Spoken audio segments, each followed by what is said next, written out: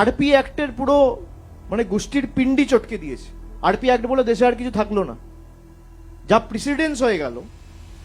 পার্লামেন্টের তো আর কোনো দরকার নেই। আপনি 1500 কোটি টাকা করে নতুন কোটি খরচা করে নতুন পার্লামেন্ট করেছে, উঠিয়ে দিন। আরপি অ্যাক্ট এম্পাওয়ার করছে ইআরওকে, ইআরওকে, আর আপনি একটা পিছনে করে গুজে দিচ্ছেন মাইক্রো অবজারভার। তাহলে আপনি সব জায়গায় লাগান। ওই অন্যান্য জায়গায় তো মাইক্রো অবজারভার নেই, রাজস্থানে নেই, গুজরাটে নেই, উত্তরপ্রদেশে নেই, বাংলায় কেন? বাঙালির নাম কাটতে হবে। আপনি 2 বছর ধরে এসআইআর করতেন, কেউ তো বারণ করেনি। আপনি যাদেরকে আন্ডার অ্যাডজুডিকেশন রেখেছেন এদের উপর তো আপনিও পেয়েছেন।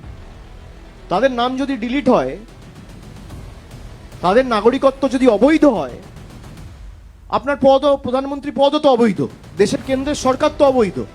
বাংলায় 60 কোটি লোক যদি আন্ডার অ্যাডজুডিকেশন থাকে, আপনার প্রধানমন্ত্রীর তো পদও আন্ডার অ্যাডজুডিকেশন থাকা উচিত।